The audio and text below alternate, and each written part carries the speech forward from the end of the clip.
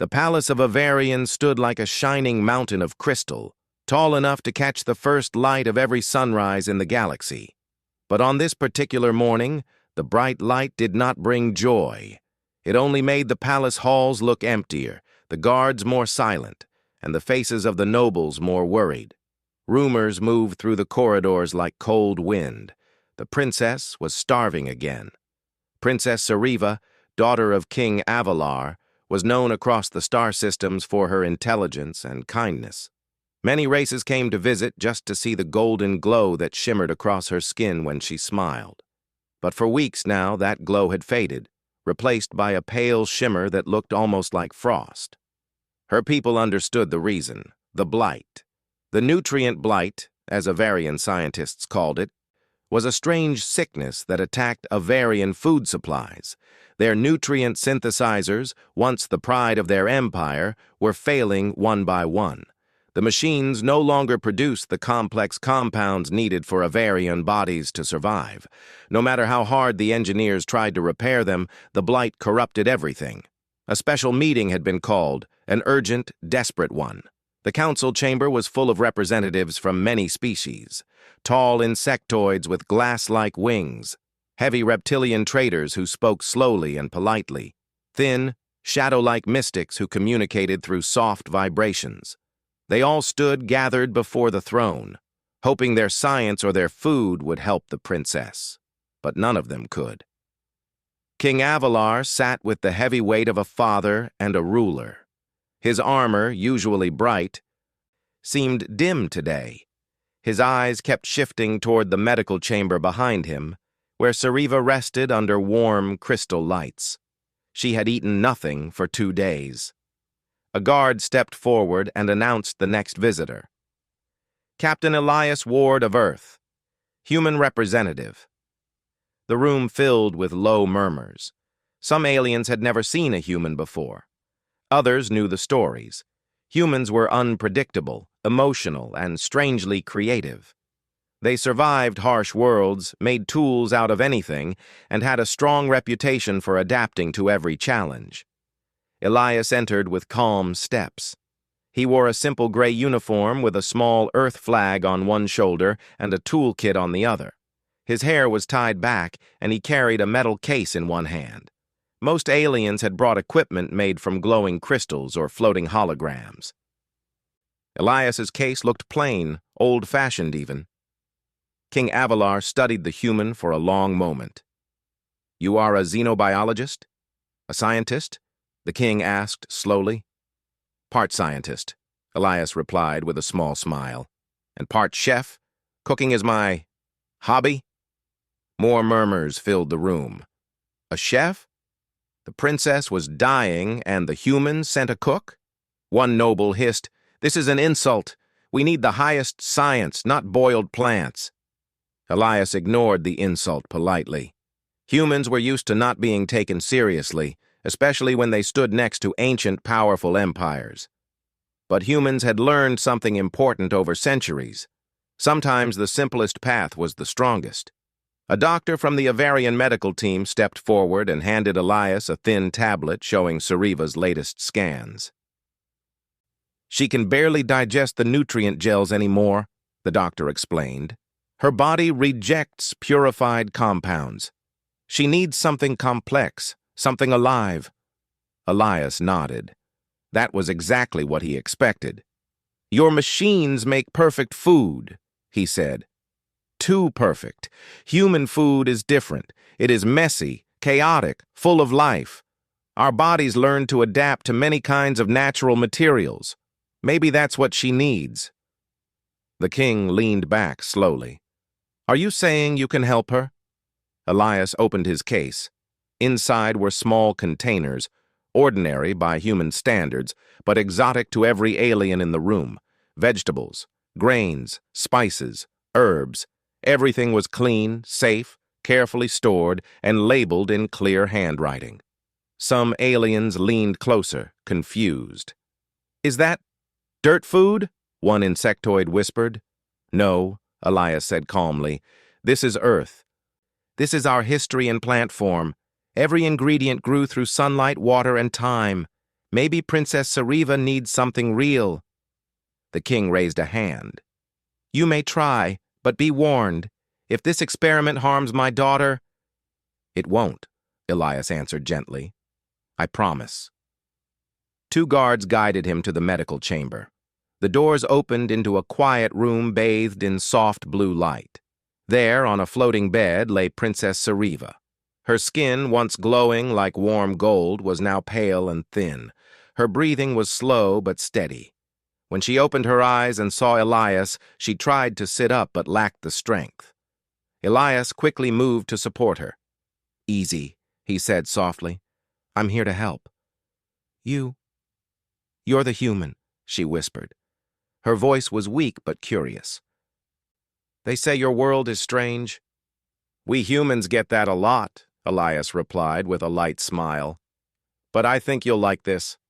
I brought something from home. Sariva watched him as he opened the containers.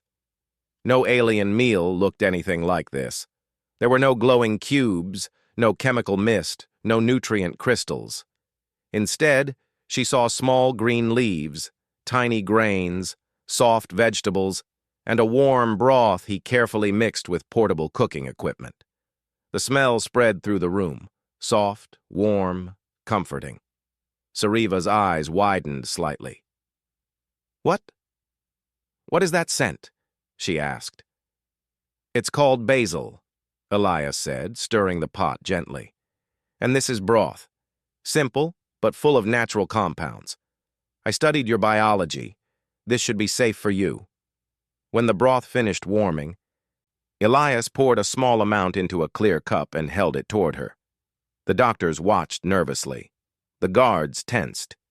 Even the king, who had followed them into the chamber, held his breath. Sariva slowly lifted the cup to her lips. She tasted only a drop at first, then another. The heat surprised her. Avarian food was usually cold, but it felt comforting, gentle, alive. And then something happened. Her skin glowed faintly, not bright, but enough for the doctors to gasp. I feel something, Sariva whispered. Warmth, strength. I have not felt this in days. One doctor scanned her immediately. Your vitals are stabilizing, he exclaimed. Elias let out a quiet sigh of relief. Good. That means your body can use it. The king stepped closer, his voice heavy with emotion. Human, you have done what our machines could not. But Elias shook his head. This is only a start. She needs regular meals, and I must test what combinations her body can handle. But yes, I think we can help her. Sariva looked at him with new hope in her eyes. Your food, it feels like the sun tastes. Elias laughed softly. That's one way to put it. For the first time in many days, the tension in the room lifted. The king's shoulders relaxed. The doctors whispered excitedly. Even the guards looked relieved. Word had already spread outside the door. Within minutes, the council chamber filled with voices as aliens argued and whispered, "The humans saved her!" How? With primitive ingredients? No, there must be some secret technology. Maybe humans hide their true power. But Elias wasn't thinking of politics. His only focus was the princess. He took notes, adjusted ingredients, and prepared a second small serving. Sariva drank carefully, and again her glow brightened. Her pulse grew stronger. She even managed a weak smile. Thank you, Elias Ward, she whispered. You brought life with you. Elias bowed his head slightly. Humans do our best when someone needs help. And in that moment, standing in the crystal chamber of the Avarian Palace, he realized something important. This was no longer just about helping a single princess. If a simple earth dish could restore what an entire empire had lost, then humanity had something powerful to offer the stars. Something no machine could make. Something alive. Something human. And far beyond the palace walls, the nutrient blight continued to spread. More Avarians would suffer soon. The Empire did not know it yet, but a human chef-scientist might be their only hope. The next morning in the Avarian Palace arrived with soft golden light flowing through crystal windows like warm water. For the first time in many days, the palace halls did not feel heavy with fear. Instead, they carried quiet whispers of hope. Princess Sareva sat upright on her floating bed, her glow still faint but steady. She looked stronger, alive. Her hands, once trembling from weakness, now held the thin blanket with calm control. She felt as if a small fire had been lit inside her body, warming her from within. Elias Ward entered the room carrying his cooking case and a datapad. His steps were quick but careful. He smiled when he saw her awake. "How do you feel today?" he asked. "Better," Sareva said. "I feel stable. The warmth from yesterday is still in me." "That's good," Elias replied. "Your body accepted the food. Now we test new combinations and see which ones give you the most strength." The king, who had stayed in the palace medical area all night, nodded from the corner. "Human, you may continue your work. If you need more resources, say the word." Elias bowed slightly. "Thank you, Your Majesty." He set up his portable cooking station again. The scent of earth herbs slowly filled the room, mixing with the soft hum of Avarian medical machines. Sareva inhaled deeply, amazed at how comforting simple smells could be. "What is today's dish?" she asked, curious like a child discovering something new. "A mild vegetable porridge," Elias said. "Lots of natural fibers and a little protein. It should help your recovery." Sareva tilted her head. "Porridge? It's simple," he explained. "But simple foods can be powerful." While the porridge warmed, Elias scanned Sareva's vitals with a small handheld device. Her heart rate, oxygen levels, and muscle activity were all better than the night before. She was far from healed, but she was no longer fading. "You humans, how did you learn to make all of this?" Sareva asked softly. Elias shrugged lightly. "Earth is a complicated world. Many climates, many plants, many dangers. To survive, humans learned to use every part of nature. Cooking became our way to turn raw things into life." Sareva touched the edge of her blanket thoughtfully. "Your food feels alive, like it grew with purpose." "That's because it did," Elias said with a smile. "It grew in sunlight, wind, and soil. Maybe your body likes that." When the porridge was ready, Elias served a small bowl. Sareva lifted it carefully and took a slow spoonful. The taste was warm and gentle. With each bite, her glow brightened a little more. The king watched with wide, hopeful eyes. "She improves quickly," he murmured. "Faster than the doctors predicted." "Yes," Elias said. "Her body responds well, but this is just one patient. We still need to understand how to help the entire population." The king's expression darkened. He knew the truth. The blight was spreading fast. If they did not find a large-scale solution soon, millions of Avarians might suffer the same fate as Sareva. But for now, the princess finished her meal. Her energy grew. She even managed to sit on the edge of her bed and stretch her arms gently. "Look," she said softly, "I can move without pain." The king closed his eyes in gratitude. Elias felt a swell of relief. But outside the medical chamber, the palace was not peaceful. Rumors had spread faster than the news itself. The humans saved the princess. Could humans cure the blight? Is the human hiding some strange technology? Should we trust them? Not all voices were friendly. In the council hall, a group of nobles gathered in a tight circle.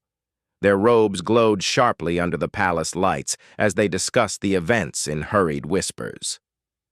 "This human threatens our traditions," one noble hissed. "This human threatens our pride," said another. "What if the food harms her later? What if this is some trick?" But the oldest noble, Lord Vexar, shook his head. No trick. Humans are known for strange creativity, but I fear the king will give them too much influence. Then we must act, whispered a noble quietly. Before the human becomes the center of everything. Their eyes met. Silent plans formed. Meanwhile, Sariva slowly stood with Elias's help. "May I walk a little?" she asked. Elias nodded.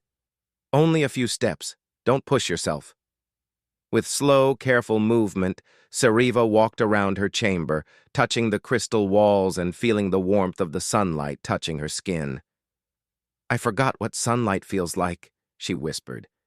"It is wonderful." Elias smiled. "You're doing great." When she returned to the bed, a group of palace doctors entered.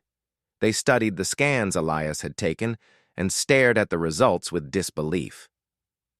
"This improvement is remarkable," one doctor said. "The energy levels, the stability. I have never seen recovery this fast."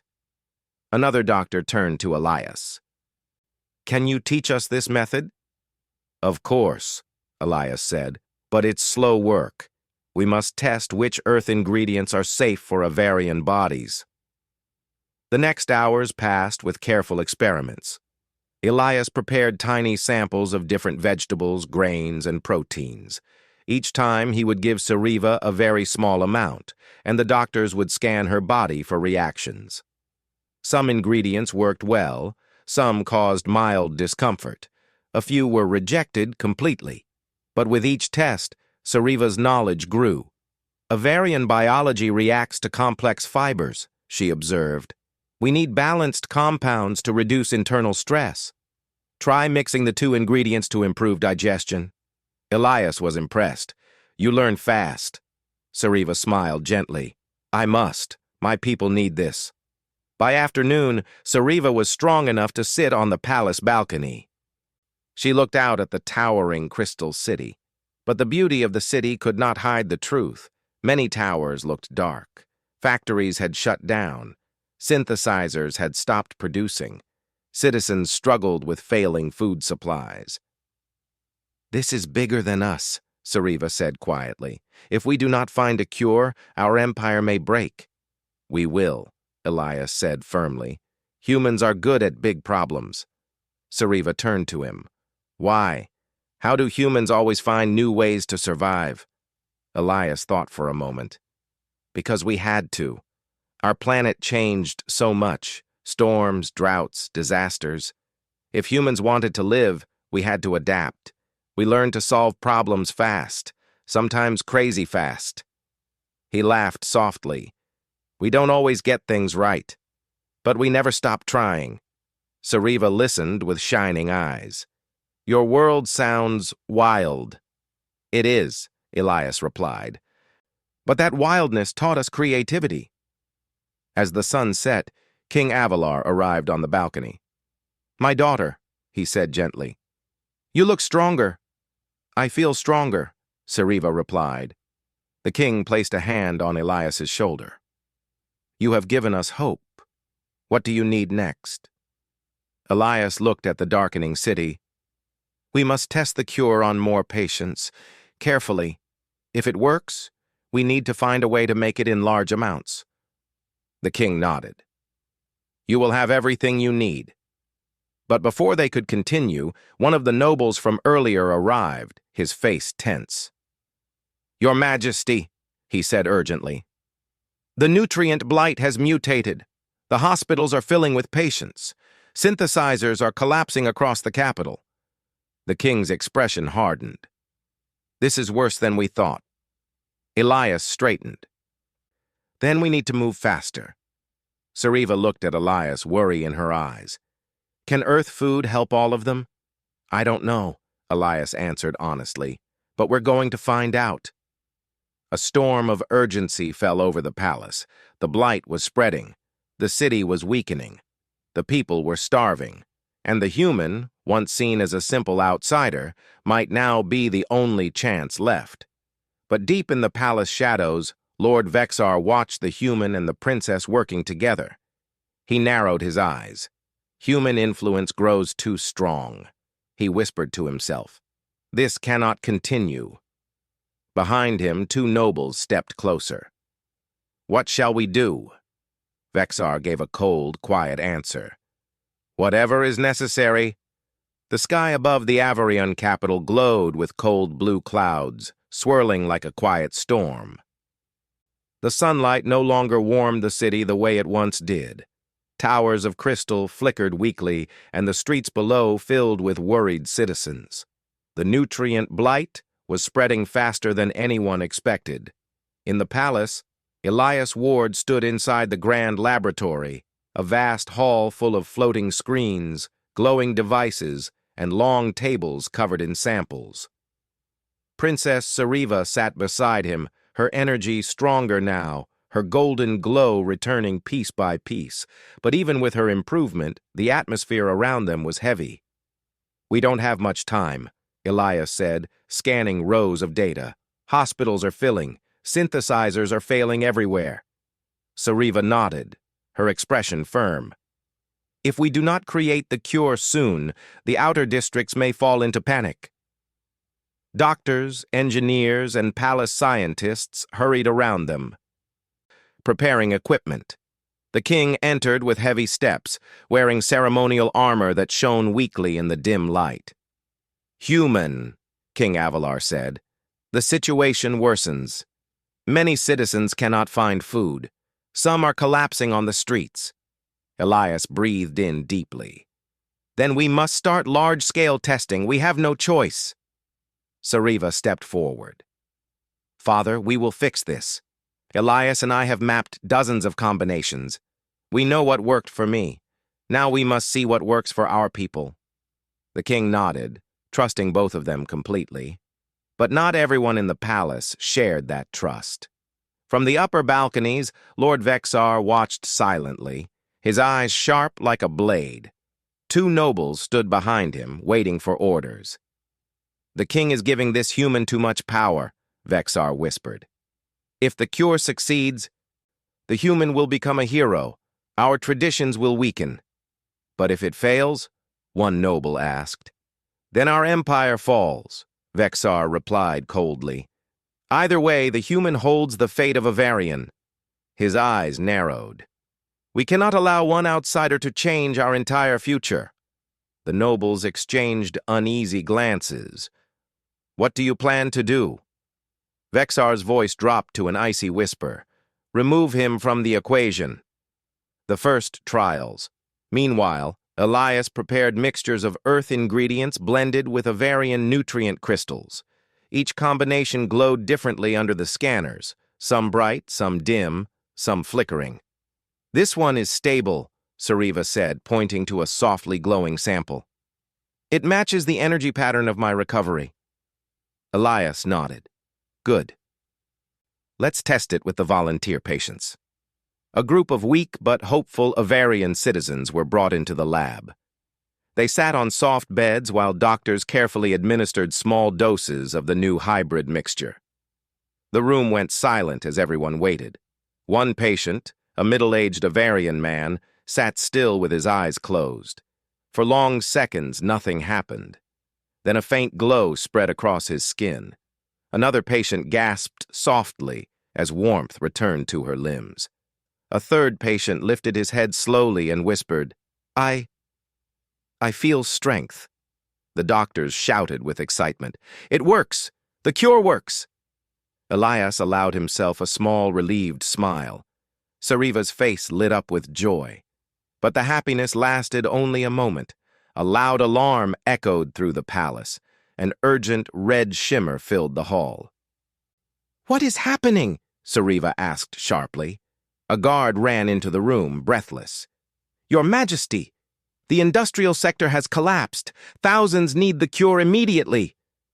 The king stepped forward. "Then we must produce it now." Elias took a deep breath. "We'll need to set up kitchens, thousands of them. And we need your energy technology to stabilize the mixture." Sariva touched a glowing panel. "I will request access to all city-level factories." It would be a race against time. Sabotage in the shadows hours passed as Elias and Sariva worked without rest. The city's food factories slowly converted into massive kitchens. Avarian engineers built large mixers while humans from Elias's ship arrived to help chop, boil, stir, and prepare. The palace was buzzing with hope. But far inside the crystal walls, Lord Vexar and his followers moved quietly toward the main energy stabilizer, the machine needed to power the cure. "This device will power every kitchen in the capital," Vexar whispered. "If it fails now, they will blame the human." One noble hesitated. "But the citizens?" "Our empire must not bow to outsiders," Vexar said. "We will fix the blight ourselves, later." He reached for the control panel, but at that exact moment someone spoke behind him. "Put your hands away from that panel." Vexar turned sharply.